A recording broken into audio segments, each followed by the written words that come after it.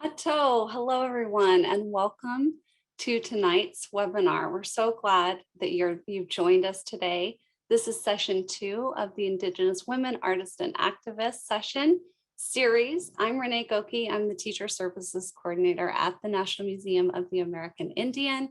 I'm a citizen of the Eastern Shawnee tribe, and I'm also of Ukrainian and English descent on my mother's side. I'll be facilitating tonight's workshop with you, where you'll be introduced to the intersection of Indigenous women, artists, and activists. And we'll be sharing 2 guest presenters that I'm really so pleased to be working with on this project.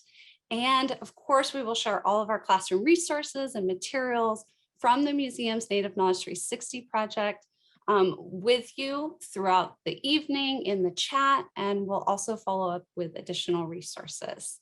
They will be sent afterwards via email, and all of you will receive a certificate of participation in the follow-up as well that you are welcome to print and use if that is something that you would like to.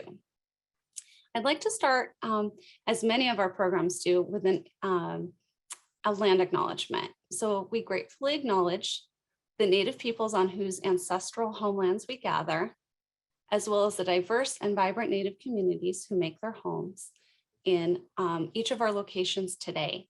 For many Indigenous people, belonging is deeply tied to our ancestral lands, to our homelands, and to the waterways that surround us. And these relationships have developed over millennia with the environment, with lived experience and memories and cultural experiences as well. We're grateful tonight. I want to especially thank Nipi, which means water in the Shawnee language. I want to thank the Piscataway people. Here you see a picture of Chief Billy Redwing Tyak, who is Piscataway with his son Mark. And this was at the groundbreaking of the museum. The Piscataway people, they come from, Piscataway means people of the blended water. So the places where 2 bodies of water actually join in the Maryland and DC area. And there are many Indigenous peoples who also descend from the region as well, but I think it's important to name them. I also want to acknowledge that there's very much vibrant Native communities that make their homes in all of your respective locations and also in the Washington, DC area. Land acknowledgements are really just a first step in creating collaborative, accountable, and respectful relationships with Indigenous communities. Many of you may already do land acknowledgements in your classroom, and for those of you who are looking for additional support or guidance, the museum has a 1-page handout. It's called a helpful handout, and that will be placed in the chat for you. We also have a recorded teacher webinar on land acknowledgements on our NK360 website under recorded webinars. So the National Museum of the American Indian, where many of us behind the scenes and those that are seen work, is a complex of 19 different museums, multiple libraries and research centers, and even a zoo. We have 2 exhibition locations. On the left, you see our museum in Washington, DC, which opened in 2004. You see our New York City location, a really vibrant exhibition space, a lot of contemporary exhibits, and a really exciting, actually Native New York exhibit that just opened that I'm really looking forward to seeing. And we have a lot of great classroom resources that are tied to that on NK360. And finally, the heart of our collection, our Cultural Resource Center, which we call the CRC for short. That's in Suitland, Maryland, and that's the place where we steward these cultural objects, over 800,000 that are in our care for Indigenous communities. So we have a very large collection, and we really consider ourselves stewards at the Museum of Collections for the Indigenous people. And I should add that our museum covers North, Central, and South America. We also have photographs, archives, and of course, contemporary art. So by being here tonight as part of the workshop, teachers like you are contributing to our newly adopted vision statement, which you see here, equity and social justice for the Native peoples of the Western Hemisphere through education, inspiration, and empowerment. So thank you so much for being here. I want to tell you just a little bit about NK360 or Native Knowledge 360. It's our national education initiative to transform teaching and learning about Native people. And again, by being here this evening and participating in this series and attending other workshops that we do and also exploring our classroom materials, you're part of that transformation in your classrooms. So the purpose of tonight, let's talk a little bit about the purpose of this 3-part teacher workshop series is to bring to light for teachers and students contemporary issues that are important in Native communities through literature, through art, or objects from the museum's collection. The program focuses on global issues that affect all of us.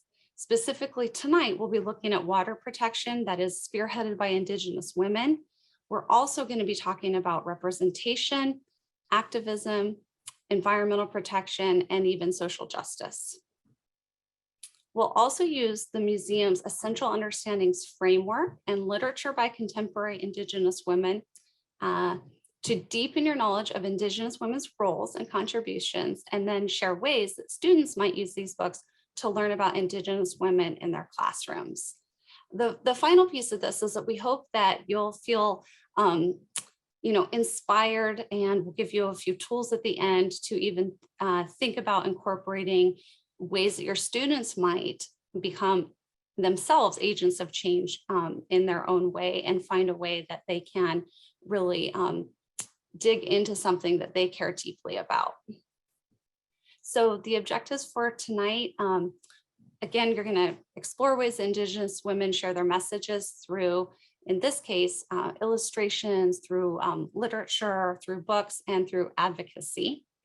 We'll model a few strategies to connect to the themes presented, and then you'll be part of what we hope are ways that make this relevant to anyone and meaningful.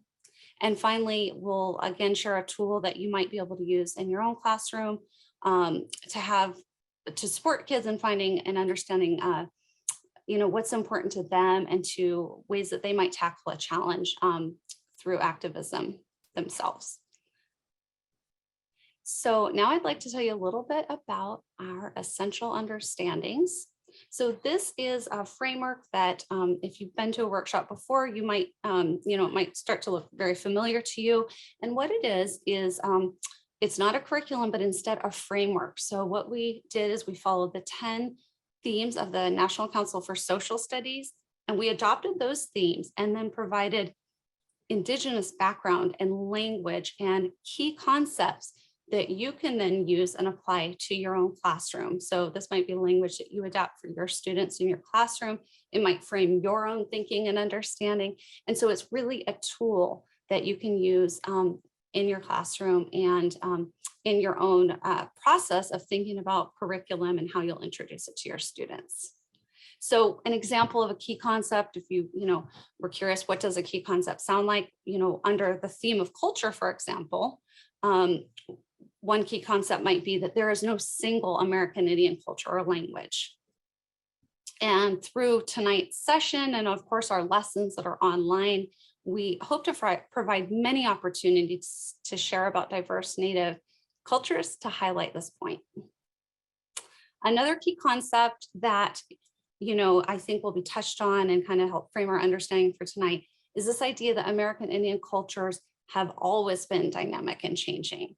This speaks to the fact that we are still here as Indigenous people, and that culture applied, whether it's to Indigenous people or others, is not monolithic nor stagnant. So it is, it's always kind of evolving.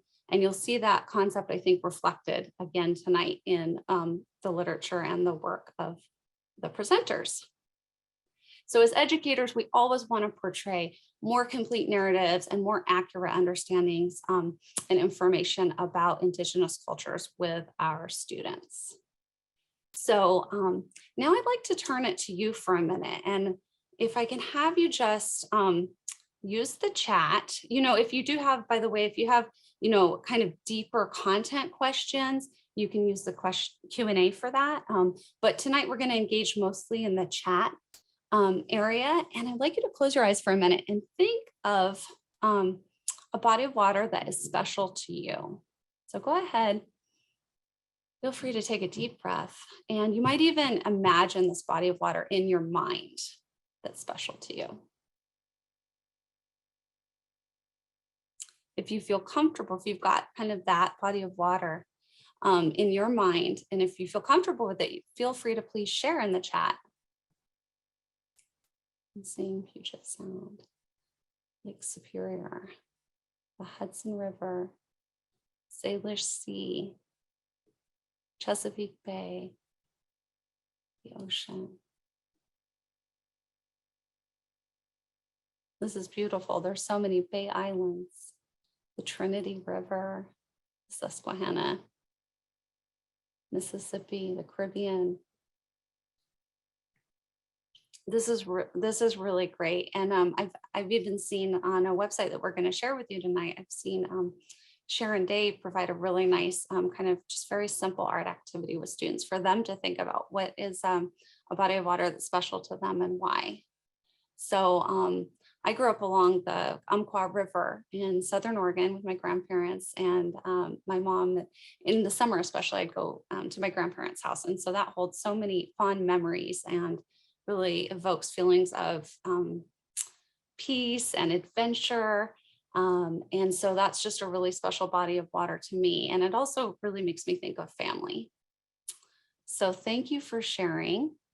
Now what we're going to do is we're going to try something new. Now, some of you might be familiar with the technique that we used in our first session called See, Think, Wonder. And this is a thinking routine. It's from Harvard's Project Zero. But we're going to do it with a book cover. So if you can show the book cover, we'll take a look at this, and we're going to try something new and apply it to a book cover. So here's the cover of the book. And it is written and illustrated by Joanne Robertson, who we'll be speaking with tonight.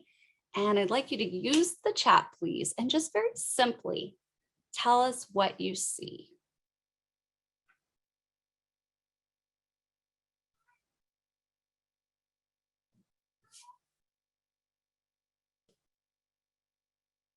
I'm seeing sunrise, a confident girl, nature, sky.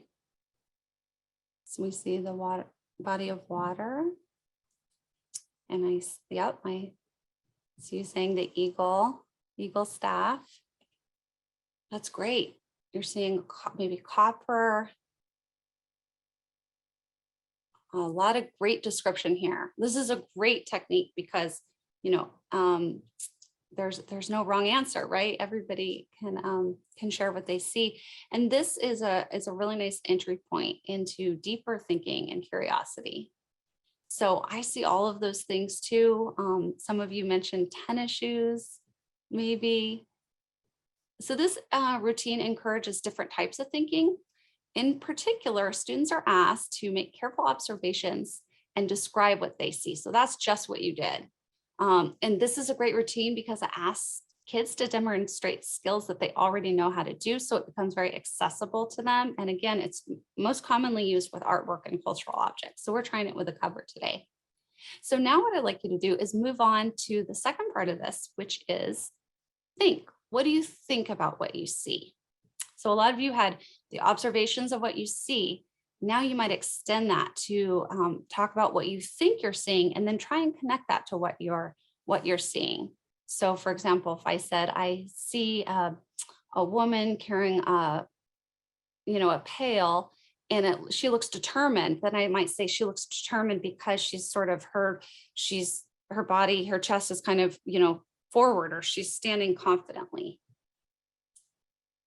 So I think she's on a journey, and you're seeing a sunrise. That's good. A long journey. I think she's Native American. She has a purpose. Embarking on a journey. Importance of water in her life. Viewing the sacred. Looks as if she's leading. Yeah, these are great, great, great observations. Great thinking. So now we're going to move to the third part of this. And that is, what do you wonder now that you're looking at this beautiful cover of the Water Walker book?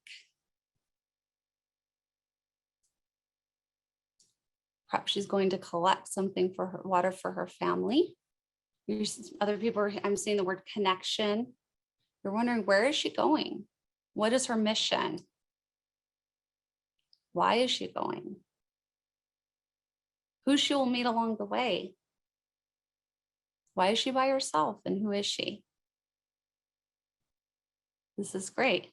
What is the significance of what she's holding?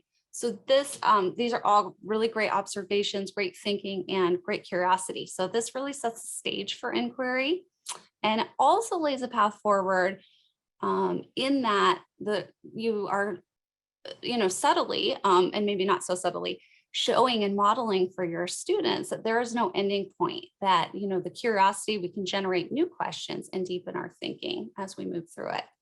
So now that we're all sort of primed and curious about this woman, and we want to hear more, I'd like to introduce now and invite the author and illustrator of Water Walker, Joanne Robertson, who is Anishinaabe Kwe, Bald Eagle Clan, and her communities are Atikameksheng from Essex County and Algoma, where she now lives with her husband, to share more about her book, Water Walker, and the woman behind the story.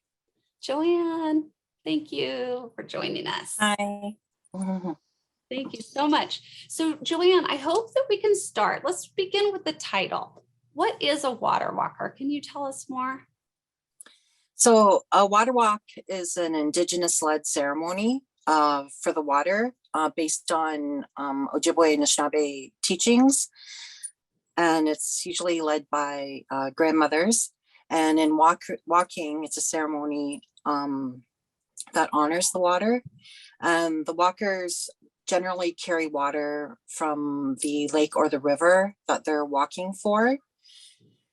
And they're doing it so they're praying to the water, for the water, so that that water will be healthy for future generations, but not just future generations of people, but also future generations of plants, trees, animals, all our relatives too, so that they have clean water.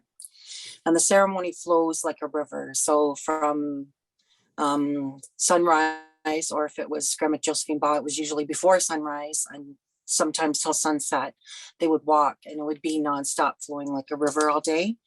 And they would offer sema, or sacred tobacco, whenever they crossed a stream or open water, to say thank you to the water. Thank you, Joanne. That is interesting. And you mentioned Josephine Mandamin Baugh. Can you tell us just a little bit more about her and kind of the cover? Yeah. So this book tells a story about Josephine Baugh Mandamin. She was my friend and teacher. And it talks about her personal efforts that she made to bring attention to the importance of water for all living people and all living beings, like I mentioned before, the trees, the birds, and everything. So, and in her words, she used to always say, we're all made of water. We're not related by blood, but we're related by water. So water is very precious to us. And I met Nokomis in university in 2009. In 2008, I put sema, or tobacco, down, asking for help with my work on a new campaign that I had started that I'll talk about in a couple minutes. But on the cover, we see her walking with a pail of water, and you can see the rising sun in the background. And I didn't think of this when I first drew the picture, but her spirit name, or Indian name, is Bidasage, which means one who brings the light or comes with the light. So to me, she shines the way for us, right? So she lit up the path for us, for those that are still doing our water work for the water. So yeah, there's a bit about that. There's so much that's happening in the cover. Thank you for sharing. And can you talk a little bit more about, you earned your degree in fine arts from Algoma University, and hopefully I'm pronouncing this okay, Shingwak Kinomage Gamik, at age 50. And can you talk a little bit about your artistic choices that you made in the illustrations, and why? Okay, so this is something I didn't initially think of either, but a lot of kids ask me this question when I go visit them in schools, and they mentioned that a lot of the water walkers don't have mouths. And I had to think about that for a while. At first I was thinking it was because like when they're walking with the water, they're praying for the water, right? So, but then it came to me, the best answer, I guess, is that actions speak louder than words. So that's usually the good answer that I think now, when the reason why I drew them like that. And in my second book, Nibia's Water, this is a board book that came out in 2020. All the kids in here are Anishinaabe kids with Anishinaabe grandmothers, but they don't all look like the stereotype Indigenous kids that we see. So there's a ginger, and here's a dark skinned curly haired kid, and then here's a light skinned, fair skinned, blonde kid. And I wanted all Indigenous kids to see themselves in the book. So they're all Indigenous in my eyes in this book, but also I've been working or supporting a group of youth called the Junior Water Walkers. And these youth are come from all over the world. We'll speak about them again in a bit, but I wanted them to see themselves in the book too. So hopefully the kids can find themselves in here somewhere in the pages. So thanks. Thank you. That's so important what you're talking about, Joanne, with representation and for kids to see themselves reflected, you know, as part of the story. And I hope it's also something that, you know, the teachers who are here also feel that there's a place for them too, as, you know, allies to the work, and that there's a place for everyone. So I think that's such an important concept. And, you know, it goes back to the essential understanding that we framed it with: there is no one Indian culture, quote unquote, right? There's no one experience. And even as a Shawnee person, I don't speak for all Shawnees. You know, I have my own family experience and lived experience, and that's the only place that I can come from. So that's so important, that we all have, you know, unique experiences, even though we might belong to a tribe, a nation. We also have a lot of experiences we bring. So I think that's so important that you're doing that. And Joanne, can you talk a little bit about the image that we're looking at here? Okay. So the Empty Glass for Water campaign, I mentioned that earlier. I started that in 2008, response to the drinking water crisis in First Nation communities in Canada. And with this campaign, I asked people to mail empty glasses for water into the Prime Minister, which was Harper at the time. And I really didn't have a clue what I was doing, but I did get the support of all the chiefs in Canada behind the campaign. And I put together a website, which I still have up, but it's more of an archive to the work, and shows how it was started. So I guess it was a starting point for us, but there's a lot more work to do than what you see on there now. But when I started the Empty Glass for Water campaign, I mentioned I didn't know what I was doing. So I put my tobacco down and I asked for people to come into my path to help me with this work. And the next year, Grandma Josephine Baugh walked into my classroom, and we went to university together for the next couple of years after that. So It worked. Mm-hmm. So you've been on this path for a while, and the Empty Glass for Water campaign is to bring attention to the quality of drinking water. Or can you tell us more about this work? Well, when it is about the poor drinking water quality in so many of our First Nations in Canada. And I grew up in Southern Ontario, and I didn't in the media, I didn't hear a lot about it. And then I heard, we all heard about Walkerton in Ontario, where a lot of people got sick in non-Indigenous community, I'll just say that. And it was all over the news, and they had a huge concert, and everyone wanted to help. But there's been First Nation communities that haven't had clean water. Like, some kids have never known clean water, like over 25 years, they haven't had clean drinking water. And it's like they're invisible. And my community, they do have clean drinking water. But I just got angry, and I remember the prof in my class who was the same one who told Josephine Baugh that Eddie Benton Benet that an ounce of water is going to cost as much as gold. He was my prof, and he said, no one can hear you yelling outside of that classroom door. So that's when I started. That night I went home and started the Empty Glass for Water campaign. So I thought I could maybe spread more awareness about the drinking water crisis. So that is so important. And I actually see in the chat, a teacher is adding that it reminds her of a book called A Long Walk to Water, based on a true story in Sudan. So it's so true that, we need to illuminate that that people have such different lived experiences in terms of access to water, and depending on where you live and your community. We've seen it in Flint, Michigan, and but also around the world. And so this is such an important advocacy work that you're doing. Thank you, Joanne. So I'd like to, is there anything else you want to say, Joanne, before we turn it back to the teachers? I just want to say, you're going to be, are we going to be talking about responsibility next? Because I'll save it for then, if that's okay. Yeah. Or do you want me to talk about it now? No? Well, let's hear from teachers a little bit, and then we can have a conversation and kind of add and talk with the teachers too.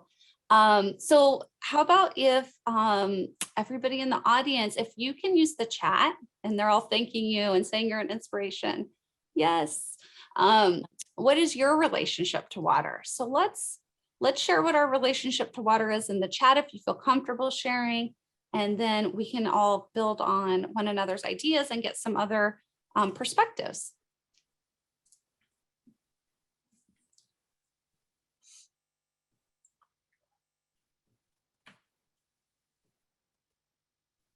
I saw water is our main resource.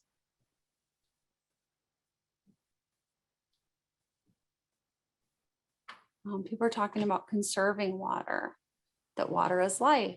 Mini Wachoni. My body is water. I love to swim and bathe. Yes, it should be protected. I feel scared about the future scarcity of water. We are from water, it sustains us. I feel fortunate to live in a place where we have access to water. People are concerned about the impact on the desert. It has a soothing, reassuring effect. It washes things away. My family grew up without running water. People feel tied to the rivers and lakes that you grow up around. Water is life for everything. It's so much. It's the sanctuary. It's our first medicine. It's calming.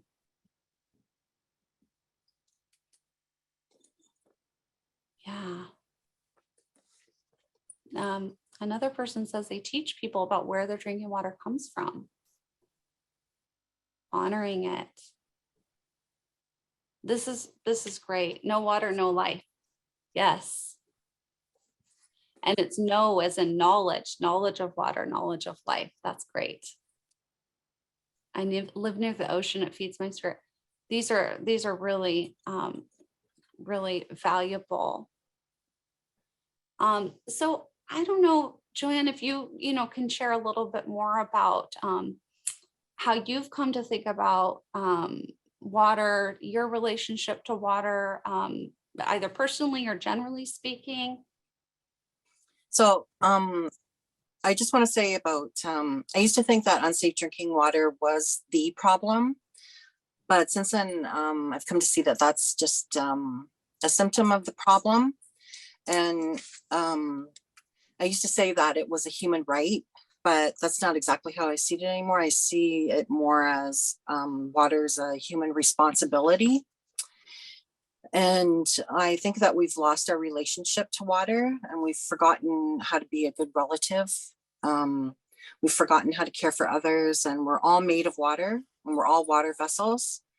And I I wrote The Water Walker in hopes that grandmother's message would walk on after she hung up her sneakers, because she was the best at reminding us that water's alive, water has a spirit. We're all born of water. Water knows us. And she reminded us to ask ourselves, how well do we know water? So I know during the pandemic, during lockdown, I tried really hard to take care of my own water vessel and the water in my water vessel, and also respecting my family and their water vessels. And this just came to me. I remember once I was traveling with Josephine Baugh, and she was going to be traveling somewhere, but there was a really bad flu going around there. And I said, I'll go with you. I'm not scared. And she said, she looked at me really stern, how she liked to do sometimes. And she said, I'm not scared either, but I respect it. So that's something I kept in mind during the time that we're living in now, that we don't have to be scared, but we do have to respect viruses and things. So I've been taking extra special care of my water vessel and my family that I'm close to during this time. So, but mostly it's not a human right, it's a human responsibility. That's really what I want to put into people's minds tonight. We have a responsibility to water. We don't have a right to it. We all need it to live, but if it's, you know, if it's poisoned, it's going to hurt everybody. So Thank you, Joanne. I really appreciate you sharing kind of how your thinking changed over time too, from thinking about it as a right. You know, people have talked about it as a human right. But then you talk about this responsibility, and that really makes us, I think, as human beings or two-leggeds, you know, have a need to make a commitment of some sort to learn more about the water and about what we can do to help. And so I really appreciate you talking about that. And then that important question of how well do we know the water? When I was sharing a little bit about this workshop with a local teacher I know, she was saying, oh, this would make a wonderful like project-based learning project. And, you know, you could talk about the water cycle, and there's so many ways that you can tie it in. But I think coming back to this fundamental question of getting, you know, deeply caring about the water and thinking about it in a new way in terms of a responsibility is kind of the basis for all of this learning and understanding. So I really appreciate that. And I also love your comment about us not necessarily being scared, but about respecting it, and that it's a relationship. One example that comes to mind is in our Shawnee culture. With the first snow, often you take your family out and you greet the snow. And interestingly, you refer to it as a grandfather. And then Nipi is our word for water, very close and to yours. And you know it. You refer to that as a grandmother. So they had, you know, they're actually relatives. And when I use that term with them, they're older than me. You know, water is an elder. It's a teacher. And so, you know, you have to sort of humble yourself, I think, a little bit and realize that it's been, you know, it's an elder. It has a lot to teach. So there's a certain amount of listening that we have to do with it too. So Joanne, can you tell us about your work since 2011 to support the water walkers and ensure that they're safe?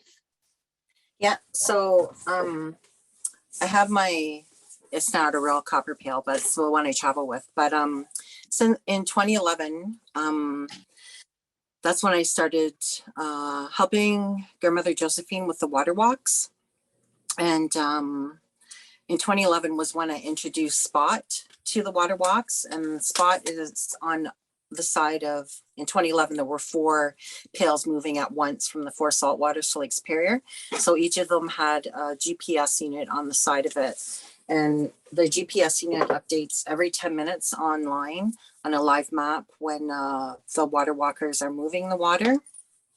And it's to let us know where they are, first of all, but it also keeps them safe. So some of the things that happens to water walkers is, one year there was tornadoes, and I'm not sure if you can see it, but all those blue dots on that map is where in 2011, where the Southern Direction walked through, I can't remember, 200 tornadoes, something like that in one day.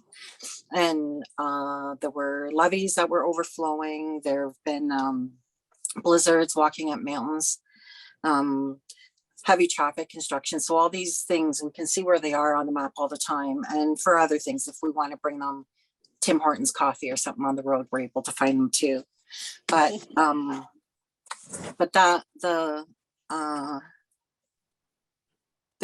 since Josephine passed on, I continue to spot for water walks. So you mentioned Sharon Day. Sharon Day walks quite a few rivers every year. So I still spot for her every year. And this year, I think her website, you're going to make it available, but it's nibbiewalk.org. But this year she's taking a bunch of youth and they're going to be walking the length of the Mississippi River. So she's already walked that river a couple times. So, but now she's going to be training the youth how to do it. And I also spot for other grandmother's walks in Canada. Last year there was the Saskatchewan River, the North Saskatchewan River, and they're going to be walking again this year. So there were other walks that were to happen also, but because of the pandemic, they've been, postponed a bit. So it's probably going to be a busy year this year and next year. So that's how I've continued my work, along with sharing Josephine Boss' story.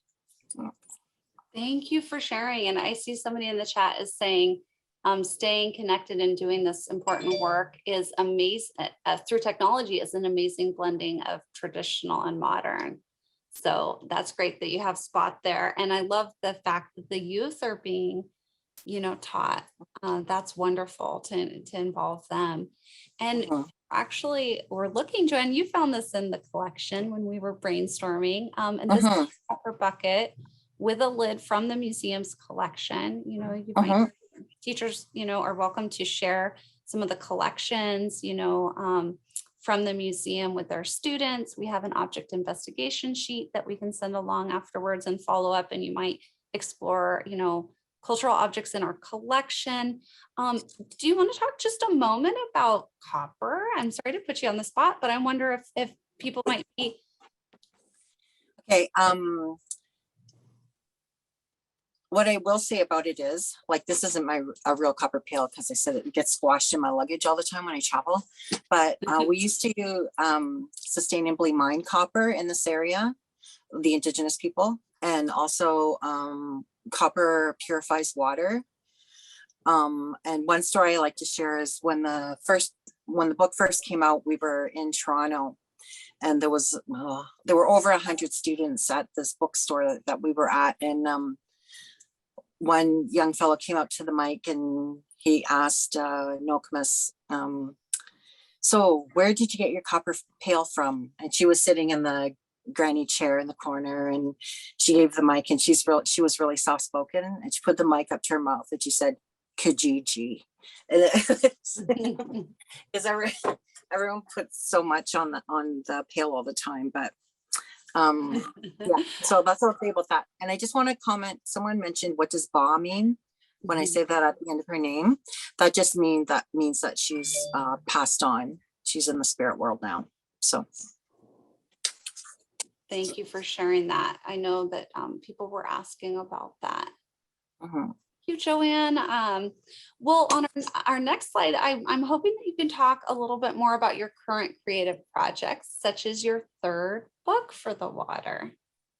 Yeah, so I already mentioned the Nibbi is Water, Nibbi Yawan Nabish book that came out. It came out at the very beginning of the pandemic, so it came out to crickets, but it's getting out there now. So, but it's a little board book for the young ones. But the new book that I'm working on, I'm not going to say a lot about it, but the illustration on the left may be the cover for it, but it's definitely the theme of the book, and it's going to be about, I'll just say it's going to be about all of us sharing water, how we all share water. That's great. That sounds like a very inclusive book, like so much of your work. And, you know, speaking of which, I think you have a book in French. Is that right? One of the books is in. Yeah, this one just came out in French. Yeah, and it's I really like this version. It's not from Second Story Press. It's from a publisher in Quebec. But it's quite a bit bigger than the original version. But yeah, so next I hope it comes out in Cree and Spanish and That's great. That would be great. Yeah. yeah. Well, Joanne, one of the things that was really neat, I know we have quite a few Indigenous guests tonight, and you know, we probably have many people of speakers of other languages. One of the things you shared with me is that some people are starting to take the words and translate them into their Indigenous languages, and it's actually something I started to kind of think through. Hot and cold, you know, some of these simple, because my Shawnee is very elementary and learning. So, you know, it's a great starting place for the language. So I just love that there's that option. So we'll share that website and people can get involved that way. But there's a lot of opportunity there. And if anyone wants to share that with me, like I have some people have submitted that, and I put it on the Second Story Press website on the page there where there's coloring pages and paper dolls and stuff that I also have on there in a teacher's guide. So if they wanted, I could share that on there too, so that other people have the words in their language if they want. So thank you, Joanne. Okay, so we're going to keep moving to the next slide, which is where we'll just look at you know, some of the objects from the collection. And Joanne, can you tell us just a little bit more about the story of these? Yeah, so in the book, this is a hat similar to the one shown there that I drew here. And this was gifted to her in the West at the send-off. And the one thing, so right at the send-off, that was gifted to her. And then I just want to say something about, there was a family in the West, the Dorseys, and they had 3 young boys, and they took them all out of school, and they walked majority of the way from Olympia, Washington, all the way to Lake Superior. And I remember the youngest boy, the Eagle staff was taller than him, but he still managed to carry the staff as well as the men. And all those boys are doing really well now, and it changed their lives. And the hood on the right, I actually was talking to a friend in the East, and she's doing a little bit more research on it for me, because I always thought that hood was also gifted to her. And this is the one that I drew here. But as it turns out, that hood was from a local museum. And in the book, I talk about them being at the petroglyphs, and that historian there took the hood from the museum and placed it on grandmother Josephine Baugh's head as they set off with the water from the East Coast. So that's how that came about. And I, unfortunately, the person who I asked to find out more information hasn't got all of it back to me yet, but I want to learn the story more about that hood. And we're starting archives here where I live too for the water walk. So collecting all of this is really important to me. Yeah, because at the beginning of the water walk in 2011, I promised grandmothers that we would archive this for them so that their future generations would know what they did for the water. That's really beautiful. So in the next slide, I think it's a really important pause point for the readers or the learners to identify and name the sources of pollution. I know when my kids saw it, you know, they started to kind of identify and try and name these things. Can you provide an example, Joanne, of the power of the storybook being shared with others? What kind of efforts are underway? So the Junior Water Walkers, they're a group of students in Thunder Bay, Ontario. And Josephine Baugh and I got to visit their classroom and when they started out. And their teacher's name is Peter Cameron, and he always teaches his kids about how great the Great Lakes are. And they start learning together about the dangers to the Great Lakes. And in response to what they learned in class, and after having learned about grandmother Josephine Baugh's work, they created the Junior Water Walkers. And the Junior Water Walkers have invited students around the Great Lakes. And I remember when Josephine Baugh was in the classroom, the kids were showing them the computer software that they were using to promote their work and to share their work. And she said, why not the world, when she saw it? And so now it's the whole world that they're promoting this to. And their motto, or their 4 pillars, are, I always have to check to make sure I get it right, are connect, reflect, respect, and protect. And I believe we're going to share a link to their website, but it's tbcschools.ca/junior water walkers. And something I'm really super excited about is the students right now. They've been working on it all last semester. They prepared 60 wooden water boxes, and they're going to be mailing them out on Josephine Baugh's birthday, February 21st, to 60 classrooms that they picked from around the world. There were over 200 classrooms that signed up for water boxes, but they didn't have enough money this time around. They could only do 60, which is excellent.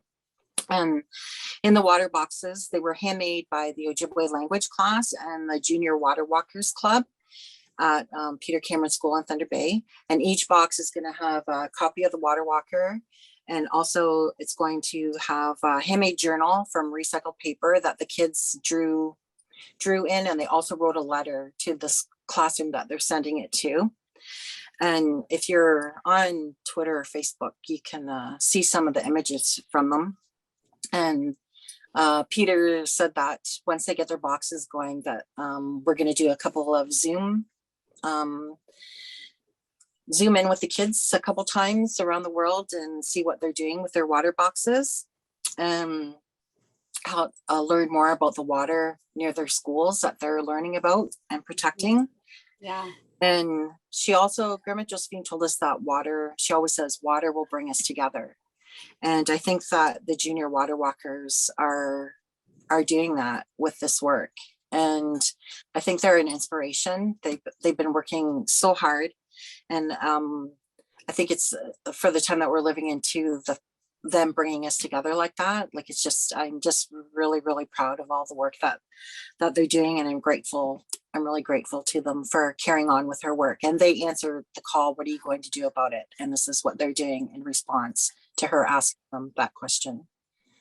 So that's so inspirational. And I can't believe that they actually are making the letter, and there's the journal, and then they're making the boxes, and that's amazing. And the wood is right from their territory too, in Thunder Bay. So yeah, everything they're doing is really remarkable.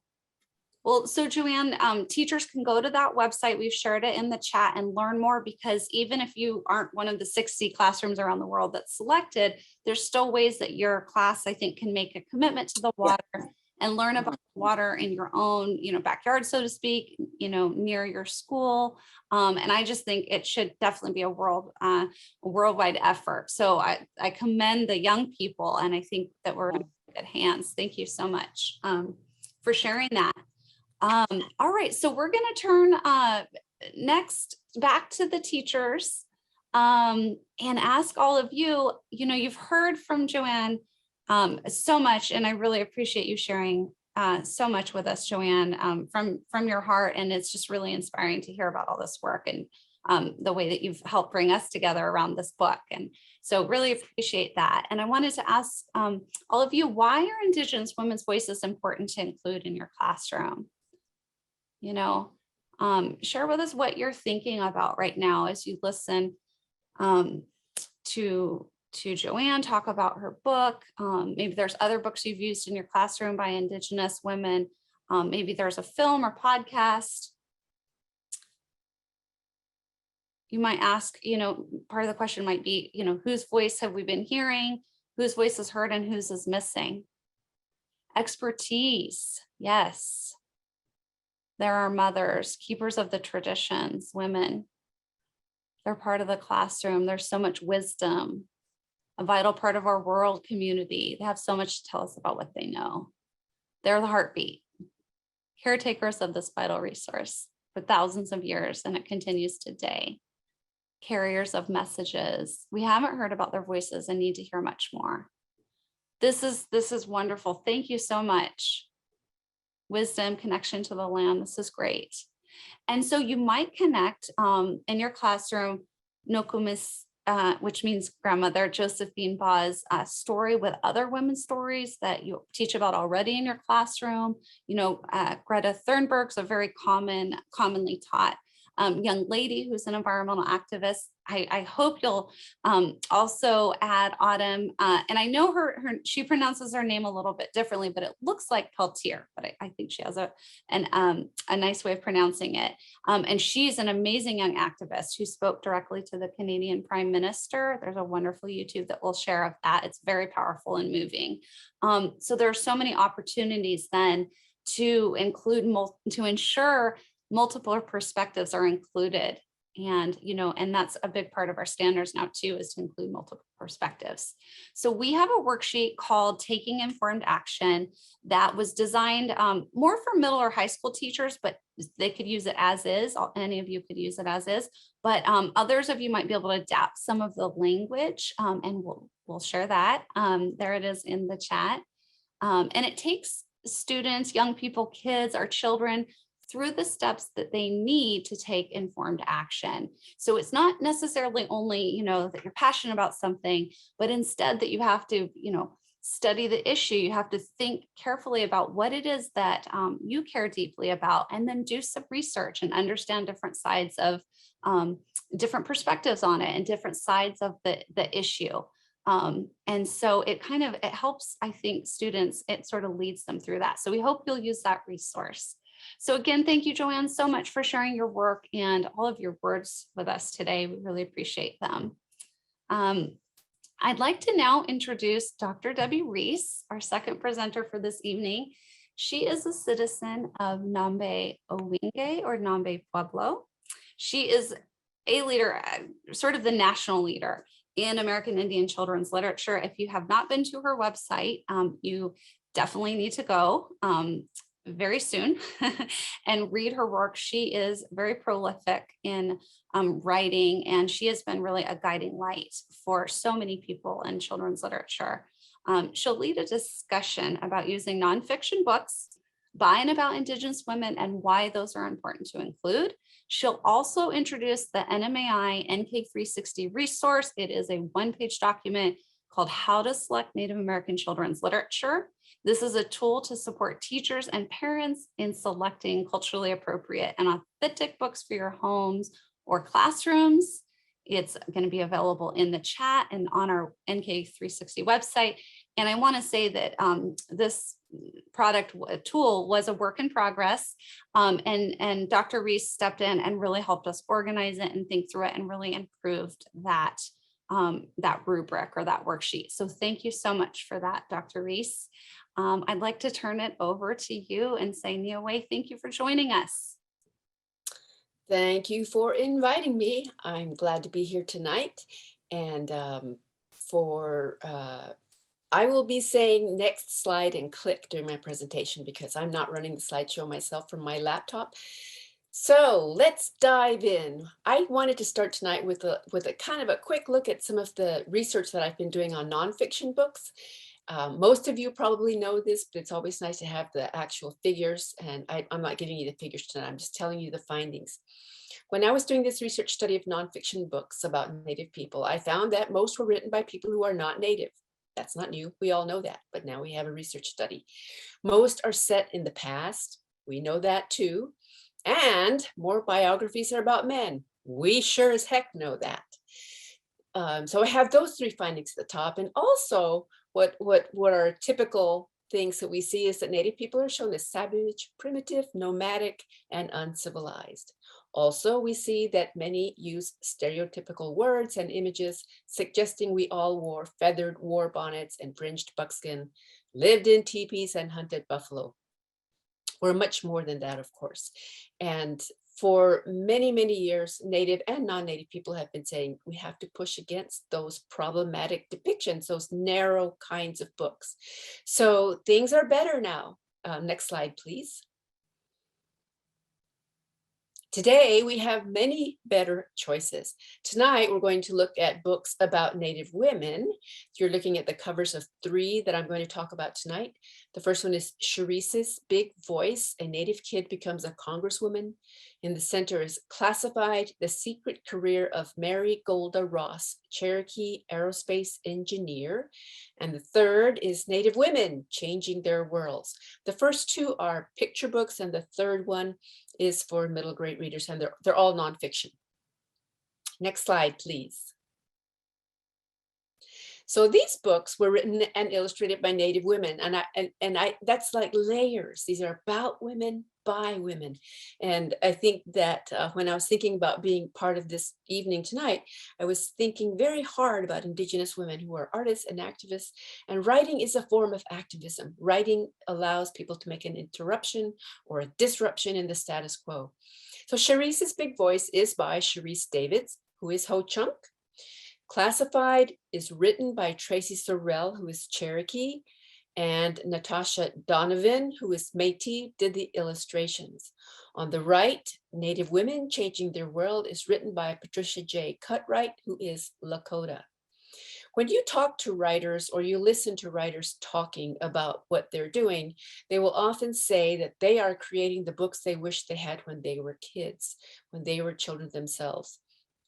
So we have seen a growth in books by Native people and non-Native people as well. So marginalized populations have been speaking and pushing and working so hard to bring books that reflect their own identities to the libraries and classrooms and bookstores across the country. So change is happening. Next slide, please. But along with change, we often find resistance. So we're seeing a tremendous resistance to books by and about marginalized peoples. And on the left here at the top, you're looking at a letter by Matt Krause, who is the chair of the Committee on General Investigations for the Texas House of Representatives. He wrote this letter to the superintendents of schools in Texas, saying that he's hearing from parents and students and taxpayers who object to the kinds of books that they're finding in the classrooms and school libraries. So along with his letter, click please, he included a addendum or a 16-page list of books that he would like librarians to report on, whether or not they have them in their classrooms. At the bottom of page 2 is an Indigenous Peoples History of the United States for Young People, click please, which is the book that I adapted with Dr. Jean Mendoza. We adapted this book from the original that was written by Roxanne Dunbar Ortiz, doing quite well. We're really proud of that book. But click please, we suspect it's in those boxes. A lot of the books that are getting challenged are telling truths about history and about people. And those truths are making other people uncomfortable. Next slide, please. So what you're seeing is headlines, newspapers, news programs, even The Guardian in the UK, lots of coverage in the last few weeks about these book bannings and challenges that are happening across the country. The Guardian dug into it and tried to find out, now what's causing all this? Where can we find this? And they found that they are rich donors, conservative donors, who are funding a lot of the work that is beginning to appear in school board meetings across the country. The groups that they named are Moms for Liberty, and the other was No Left Turn in Education. So these groups come together and form chapters across the country, and they read a book and they generate a file that anybody can access and use that file to go to the next school board meeting. Click, please. So they have worksheets that your kids bring home worksheets, and these moms are looking at these materials and finding things that they object to. Click, please. What this Notice and Wonder worksheet on the left goes with is a book by Andrew Santella. It's called Plains Indians. The child has to read the book and then make some comments in this worksheet. So on page 38, it says, in the mid-1800s, the US government tried to force Plains Indians to move to reservations. On page 39, it says, by the 1880s, the last of the Plains Indians had been confined to reservations. The US government promised Indians that they would be taken care of on the reservations, but too often Plains Indians found only poverty and sickness. So this child read this page, and that's fact, that's truth. That is part of the history of this country. So a child reads this, and then on the worksheet, in the notice column, the child wrote, I noticed that the government was very, very mean to Indians. The child writes in the wonder column, why was the government so mean to Indians?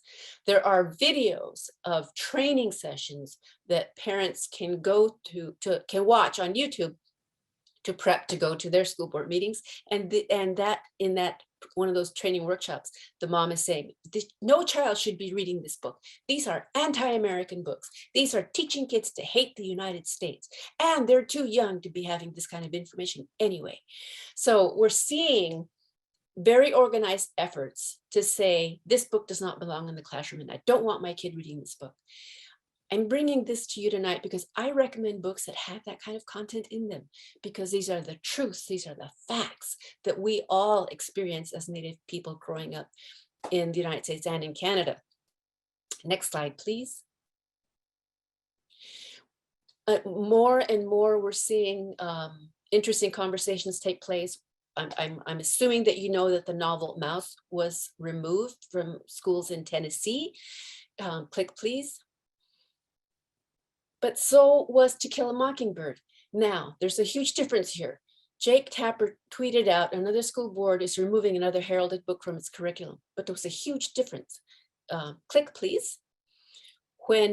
What we saw happening in Washington when To Kill a Mockingbird was removed was a group of teachers deciding that they wanted their kids to have better mirrors of their experiences.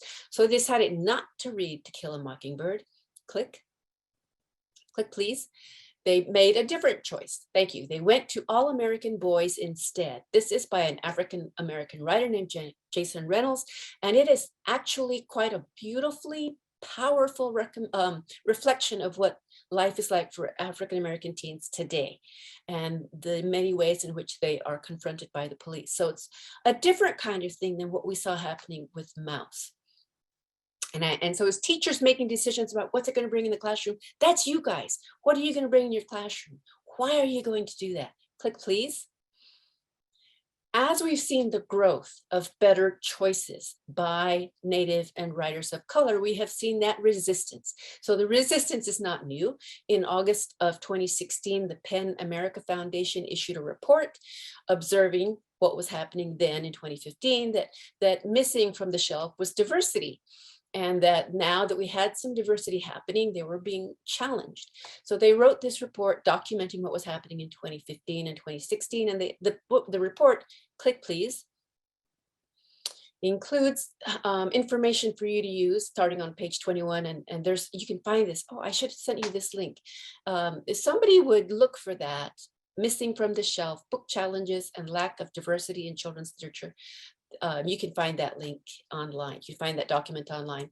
And I think that you really need to take a look at it, because I am concerned that you will be challenged for using the books that I recommend, or any books by Native writers.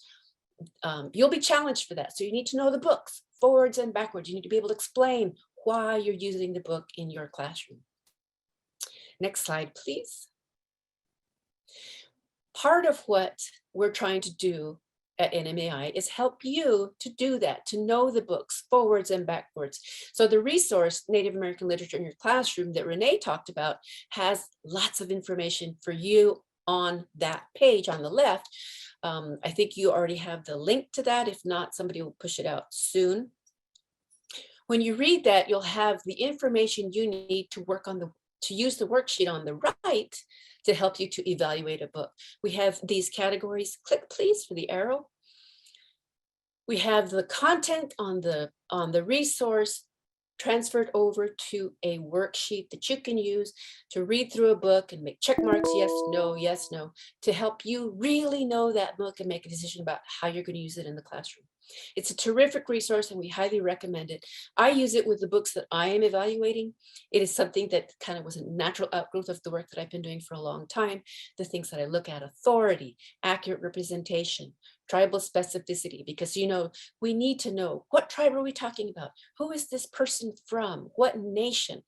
All of these categories here on the worksheet will help you become better adept at reviewing or picking and selecting and deselecting children's books that you will bring to your classrooms. Next slide, please. So I've worked through these using the books that I'm going to talk about tonight briefly. So returning to Sharice's Big Voice, A Native Kid Becomes a Congresswoman. These are thumbnails. I don't want you to try to read the text on the page. That's okay, bring it back. Click, please. There we go, thank you. It's okay to have it there. This is the opening page of Sharice's Big Voice. It's the night that Sharice won her election. It opens in that very powerful moment, because that night across Indian country, so many of us were so excited that we had 2 Native women that were going to be going into the United States Congress. Sharice was one of them. So the book opens with that, and then click, please.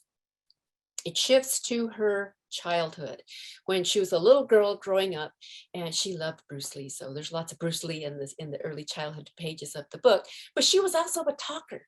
And so the early pages are about talking, and also click, please, learning to listen. So she starts the book out by talking about her own childhood and how she liked to talk, and then she learned how to listen to other people. And I think that's really important because she's grown up to be a woman who's representing constituents. That means she's listening to people and what they would like to see happen in her work as a person in Congress. Next slide, please. When she was growing up, her mother was in the service, and so they were usually in places where there were not very many Native people, if any at all, in her classrooms. So kids would say to her, well, what are you? And her mother told her, we are Ho-Chunk. You're a citizen of the Ho-Chunk Nation. So that's what you read on that page there. At the bottom of the page, she goes on to say that the Ho-Chunk people are in 2 different places. And she tells us why on the next page. Click, please. On that next page, we see this piece. We used to be all one people, but long ago, the US government forced tribes to move away from their homeland. So we see a soldier holding a gun pointed at Native people to force them to move to different places. And I know when those moms of liberty see that page, they're not going to like it. Excuse me, they're going to want that book removed from the library. So you need to know what's going on in the book. These are factual tellings of history that we see in this page on the book. Click, please. This is a very nice page about her mother receiving a promotion and how Sharice was there and was able to be part of that ceremony. So it's a mirror also for kids who are whose families are in the service. Click, please. Sharice went to law school, and I think this page tells all of us that picture books are not just for little kids. Picture books should be read by everybody. And this one, what we're looking at behind Sharice, are the documents that she was studying as a student in law school. I would love to see middle school and high school teachers using this book dive into the pages that she is showing us there behind her. What are those pages? What are those documents about? Click, please. We see as we move into the book that Sharice decided after she went to law school and after she was working as a lawyer for a while, decided she was going to run for Congress. So things that she knew were going to be obstacles for her were her identity. One, she's lesbian. So she was sure that she was going to be objected to as a candidate for Congress because she is a lesbian. Second, because she's a woman. And third, because she's Native. But she didn't give up. She persevered. Click, please. And the final pages of the book are about her winning that race and being the first lesbian from Kansas as a representative in Congress. Her final words on that page are, "You deserve to be seen and heard." And I think those are the kind of activist words that Native women are bringing forth through books like this one and through her work, through what she's doing in Congress. Next slide, please. Classified, The Secret Career of Mary Golda Ross is about, a Cherokee woman, click please, who went on to become an important aerospace engineer. The book opens right away with this note on Cherokee values that sets that story right smack dab in Cherokee life and culture right away. So we have that information as we move into the book and learn about Mary Golda Ross. Click please. Here you're looking at her as a teenager, really getting into math and science. And the rest of that page shows her doing experiments and working out scientific equations when she was a teenager in high school. Click, please. And as we move in, and she's an adult, and the book talks about how she went on from teaching to work in California, where she worked for Lockheed Aircraft Corporation, designing some of their airplanes. And she was so exceptionally brilliant at that work. Next, click please, that she was asked to be part of a super secret work project, and that's why it's called Classified. There are things that she did as an engineer at Lockheed that she couldn't talk about, but they were very important to the United States. Next, click please. And the book ends with a full double-page spread of information about the Cherokee people, and Cherokee values is expanded on here. What I like especially about that, and it's part of our worksheet, that you look for language. And so here you see some of the Cherokee language on the final pages of that book. So I really like that page in the book. You'll see that in many books that are coming out now. There's a lot more information in the back of the book for teachers to use to bring the books into the classroom. Click, please. Next slide, please. The final book I have tonight is Native Women Changing Their Worlds. It's part of the Native Trailblazers series. You're looking at the cover of the book that shows several Native women who are written about in the book. Next, click, please. This is the introduction to the book. I wanted to end with this particular book because the introduction opens kind of with what we're talking about tonight. Indigenous women have historically been characterized in history books and literature as playing less dominant, even subservient roles. In reality, Indigenous women have always been the strength behind their communities. They have been warriors, leaders, and change makers who have valued the sanctity of family and worked to preserve the culture and language of their people. So that's what we've been doing all evening. We've been listening to Joanne. Next slide, please. We've been listening to Joanne, and as we listened to her, and as I listened to her, I learned so much more about her books, which I've written about it more than once already, and I talk about a lot. About the layers of activism that are part of the stories that she tells, and the ripples that she is creating with the work that she's doing with her books. I'm really proud to have been here tonight to be part of the presentation that Joanne gave us earlier, and I look forward to more of her work. Thank you. Dr. Reese, thank you so much. I mean, you mentioned so many things, and I think there's a lot of chat and a lot of support in the community for each other's work. And I really appreciate you having the foresight to anticipate this preparation that's needed for educators, especially those that are disrupting status quo, knowing and anticipating that need and that support would be part of this talk is really important. So I really appreciate your leadership and your advocacy for educators to tell a more accurate and truthful story about our history. So Nita Way, thank you so much, Dr. Reese, for sharing. I hope that was inspirational, part inspiration for some of you to use these books and really to know them inside and out, as Dr. Reese mentioned. But also, supportive for you. So we'll definitely share the resources out that Dr. Reese talked about. So hearing tonight about, from Indigenous women, about Indigenous women, and thinking and discussing representation and activism, one thread that was mentioned earlier is this idea that we're taught to act with future generations in mind. Some people will say 7 generations.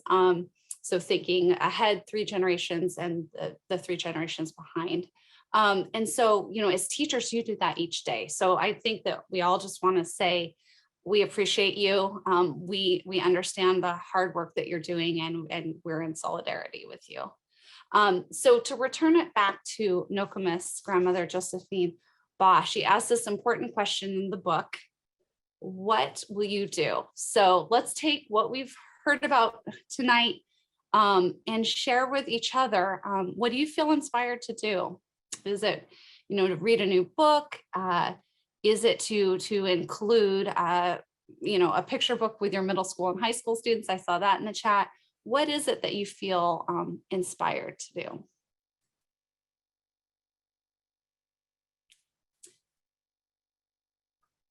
Okay, share these titles. That's great.